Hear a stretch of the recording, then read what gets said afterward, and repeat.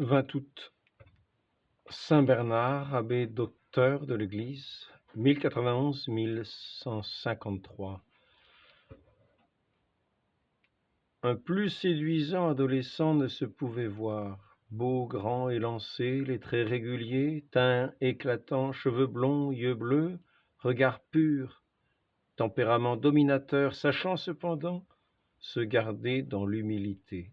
Généreux et recueilli, rayonnant de spiritualité, tel Bernard grandissait au château de Fontaine près de Dijon avec ses 6 frères et sœurs. Ses parents étaient le sage et preux chevalier Tosselin, vassal du duc de Bourgogne, et Alette la Sainte. Des présages avaient dès avant sa naissance annoncé sa vocation d'apôtre. Bernard implorait Dieu de ne jamais permettre que son âme fût souillée par le péché. Il distribuait aux pauvres l'argent qu'il recevait et, passionné de science, étonnait ses maîtres par ses progrès. Il atteignait ses 20 ans.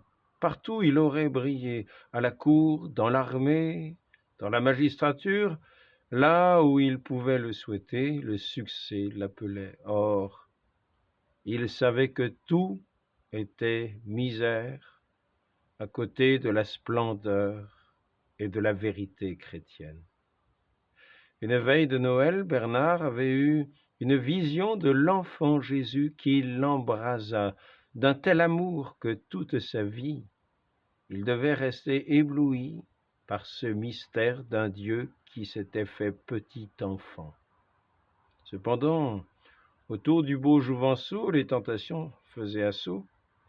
Elles furent si fortes une fois que, pour se vaincre, il se plongea dans un étang glacé. Un jour, il entra dans une église et, avec ferveur intense, il implora le Seigneur de lui faire connaître sa volonté et de lui donner le courage de la suivre.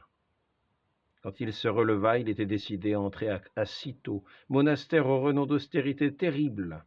Adieu gloire de la terre et vaine joie, le jeune beau cavalier va s'ensevelir dans l'ombre du cloître, se vouer à la constante prière, aux rudes travaux, aux extrêmes pénitences. Il l'annonce à son père qui résiste, à ses frères qui s'insurgent et l'en détournent. Ah, mes frères, est-il conquête qui vaille seule des âmes? Croyez-moi, écoutez-moi. Qui résistera à la foi, à l'enthousiasme de Bernard? Voilà que les frères, d'abord cabrés, tour à tour, non seulement cèdent, mais se mettent à le suivre. Il ne restera que Nisard, le plus jeune. Il jouait avec d'autres enfants, quand son aîné, Guy, qui s'en allait aussi, lui dit « Adieu, petit, tout ce domaine est à toi. Es-tu content ?»« Quoi ?» s'écrie l'enfant. « Le ciel pour vous, la terre pour moi, le partage n'est pas égal. » Et lui aussi dira adieu au monde. Et leur père et Ombline, leur sœur, encore frivoles, viendront au cloître. Déjà le noble Gaudry, leur oncle, laissant là ses armes, s'était rendu à Bernard. Après la famille, suivent les amis. Ils seront 30 gentilshommes à prendre la route de Cîteaux, à se prosterner devant l'abbaye pour y être admis. « Que demandez-vous » interroge l'abbé Étienne Harding. Il se décourageait du manque de postulants. Bernard, au nom de tous, a répondu « La miséricorde de Dieu est la vôtre ». Bernard ne vit plus qu'en Dieu. Il exhorte ses moines à travailler la terre, à étudier les lettres, mais ce qu'il laboure, moissonne, se livre, comme il le fait lui-même, aux plus rudes travaux, ils doivent sans cesse être occupés des choses divines. La nature donne l'intelligence des choses divines. Bernard aimera dire qu'il n'eut d'autre maître que les chênes et les hêtres des forêts. Il reste tellement absorbé dans son recueillement qu'il lui arrivera de boire de l'huile au lieu d'eau sans s'en apercevoir. L'excès de ses mortifications lui vaudra, jeune encore, une santé délabrée, en proie à des infirmités et des souffrances qui ne le lâcheront plus. À Clairvaux, Il devra habiter un cabanon à côté du monastère pour ne pas incommoder les religieux par ses vomissements.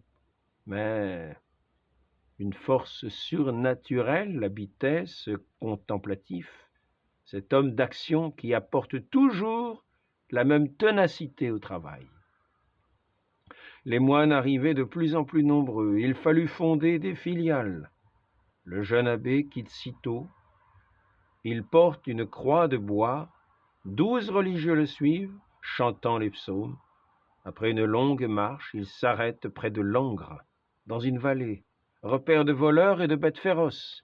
La petite colonie, bâtit des cabanes, un oratoire, un réfectoire, des coffres semblables à des cercueils, leur tiennent lieu de lit.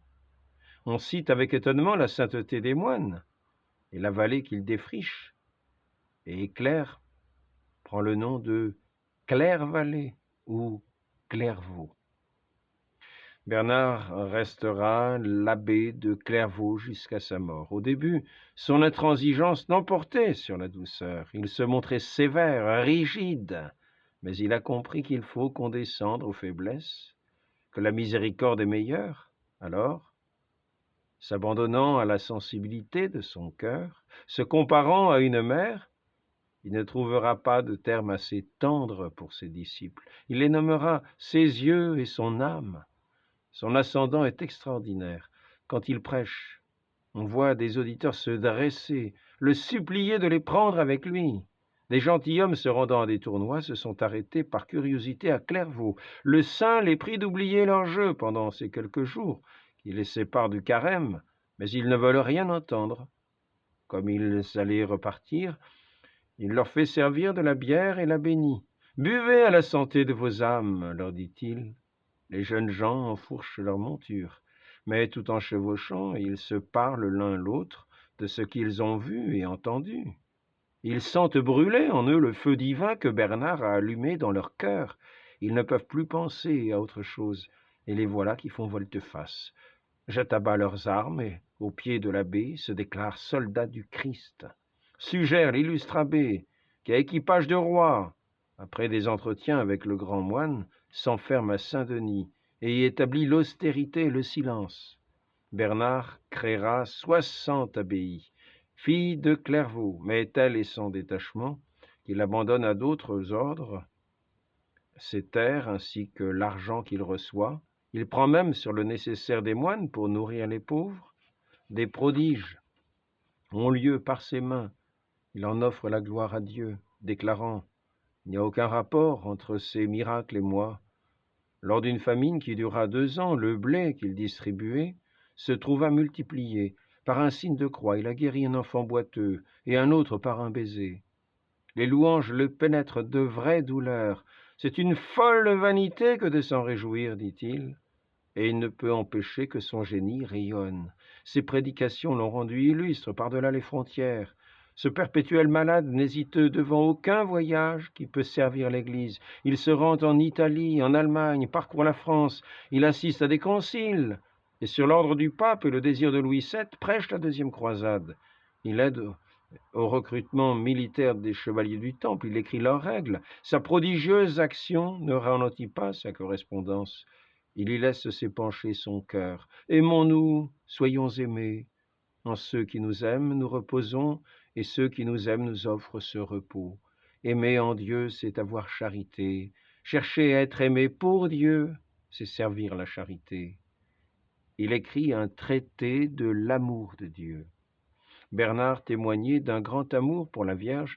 Un jour, dans la cathédrale de Spire, où tout un peuple chantait le Salve Regina, il ajouta dans un élan « O clemens, o pia, o dulcis Virgo Maria ». À ces mots jaillis de son tendre enthousiasme, restèrent attachés à l'hymne de la Vierge. Il composa le touchant cantique Ave Maristella, et peut-être aussi le Souvenez-vous. Sa ferveur continua à faire donner à la Vierge le titre de Notre-Dame. Le saint était sur son lit de mort lorsque l'archevêque de Trèves l'appela pour apaiser la guerre civile. Aussitôt il se leva et partit. Soutenu par ses moines, il se présenta comme un fantôme. Sa parole fit tomber les armes. Ses religieux le portaient sur leurs épaules pour le retour. et le déposant dans une barque, ils quittèrent le rivage. Revenu à Clairvaux, Bernard attendit doucement la mort, toujours affectueux pour ses frères. Il disait au spectacle de leur douleur: « Je ne sais à quoi il faut me résoudre, ou à l'amour de mes enfants qui me presse de rester ici-bas, ou à l'amour de mon Dieu qui m'attire en haut. » Les chants funèbres entonnés par 700 moines annonçaient au monde la mort de celui qui avait dominé son siècle. Ô Marie conçue sans péché, donnez-nous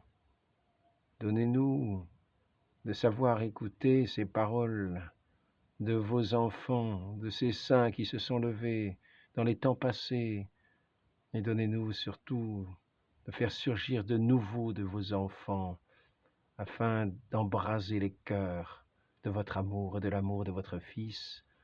Ainsi soit-il. Au nom du Père et du Fils et du Saint-Esprit, ainsi soit-il.